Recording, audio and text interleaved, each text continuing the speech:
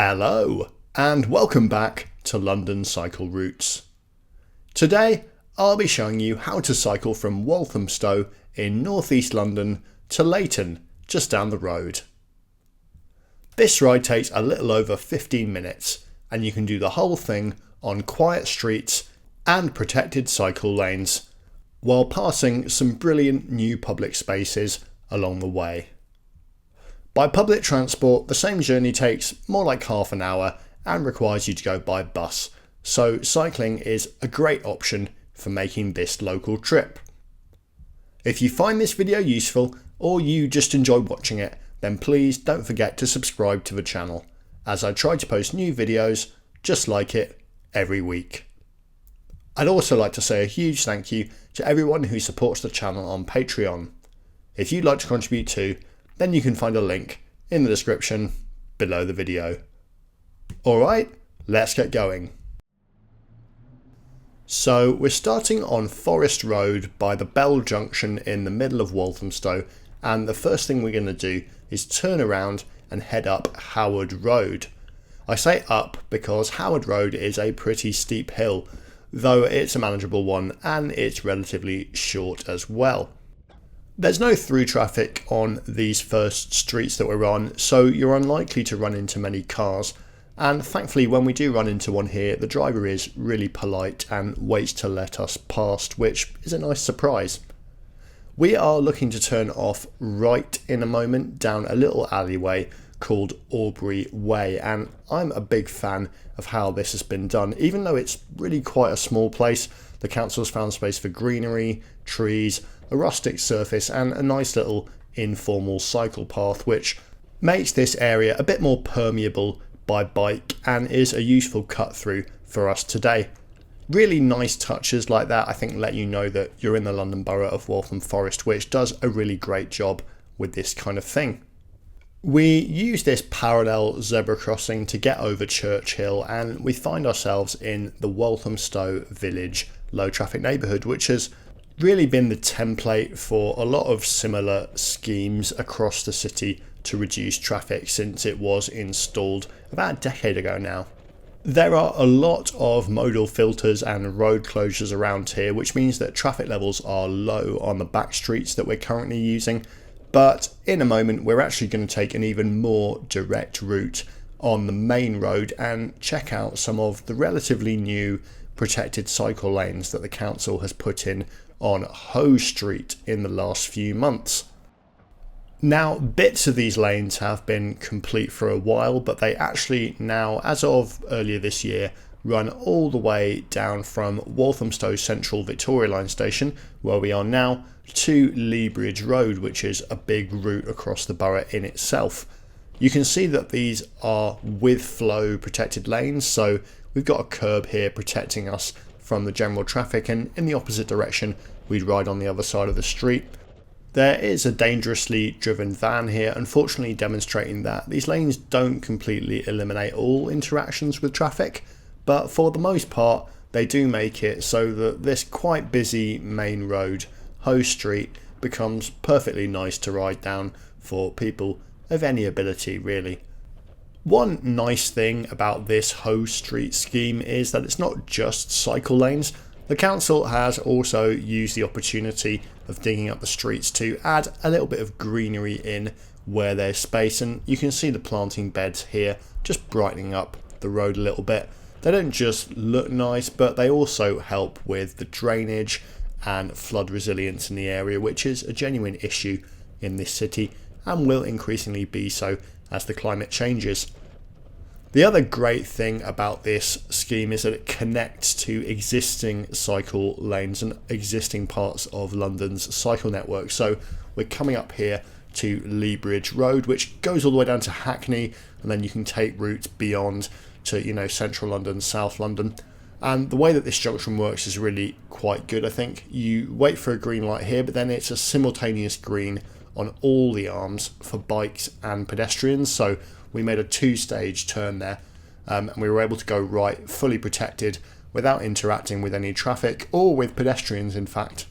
And we were able to make that turn in that manner because pedestrians and cycles got a separate light phase from the rest of traffic, which I think has got to be the best way to do junctions like that. If you think about it, it's a similar principle to protected cycle lanes in that you're separating vulnerable road users from motor traffic, but you're doing it in time rather than in space, and that keeps everyone safe. The reason it doesn't happen more often is because it requires junction capacity to be reallocated to people on bikes or people on foot, and traffic authorities, TfL, aren't always willing to do that, but I hope that that changes because it really is the best way of doing junctions like that, I think. Now, we've kind of been living the dream in this video so far. We started off in a low traffic neighbourhood where we were able to cycle on the carriageway because traffic levels were so low. When we wanted to go on the main road, there were protected cycle lanes there to make it comfortable and safe for us to do so. And now we're back in another LTN. This one's called Leyton Village West, on the carriageway with very low levels of traffic. And honestly, to me, that is how cycling in a city should be, I think. Wherever you ride, traffic levels should either be low or there should be a separated path or lane provided. I do think that this part of Waltham Forest is a really good example of what that can look like in practice. If you're interested in seeing more routes that make use of London's growing network of quiet streets and protected lanes, then do hit subscribe on the channel on YouTube, as I post new videos every week like this. And if you want to browse the videos that I've already done, then you could do worse than checking out the map of all the videos linked in the description below the video, which plots all the different routes that I've done on a Google map and is a great way to browse those different routes. Thank you to viewer Isaac, who keeps that up to date, and to viewer John, who also set it up originally. Now, we talked about the benefits of these street changes for people riding bikes, but I really think that they go much deeper than that. There's a fantastic example of that around the corner in a moment on Francis Road. Now, this video was filmed on a regular weekend morning. Nothing special was going on, but you'll see in a moment that the area in front of the shops on Francis Road feels like a real community space, with people of all ages just hanging out, using the seating, patronising the businesses, playing, or just really doing whatever they want. It really is just here a pretty idyllic scene, and I'd be surprised, very surprised, if anybody preferred the before version, which was car parking and traffic. Now, this scene was achieved by putting in a road closure, which we just passed through, or a modal filter, as it's also called, in front of the shops.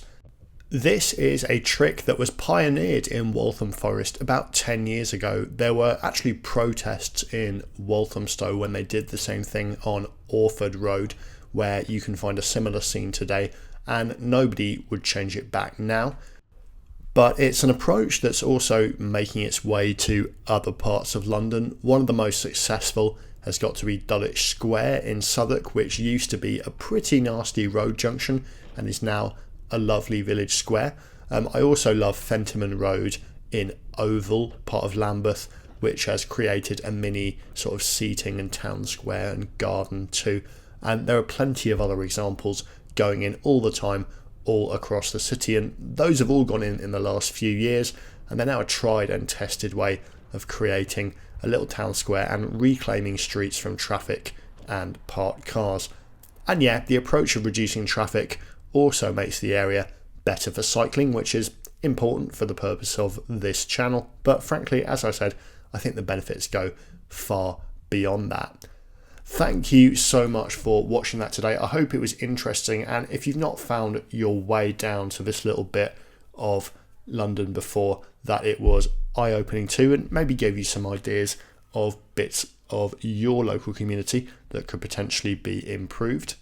If you enjoy the video, then please do leave a like on YouTube, as it boosts it in the algorithm and helps other people find it. It really does make a difference. And if you really like the channel, then also hit subscribe, because I publish new videos every week showing cycle routes on quiet streets and protected lanes. And thank you once again to everyone who supports the channel on Patreon. If you'd like to contribute too, you can find a link in the description below the video where you can throw money at me. Thanks so much, and I'll see some of you in the comments. Looking forward to hearing what you have to say about this one. Have you guys been up to these streets? What do you think of them? Yeah, let me know, and I'll see the rest of you next week. Goodbye.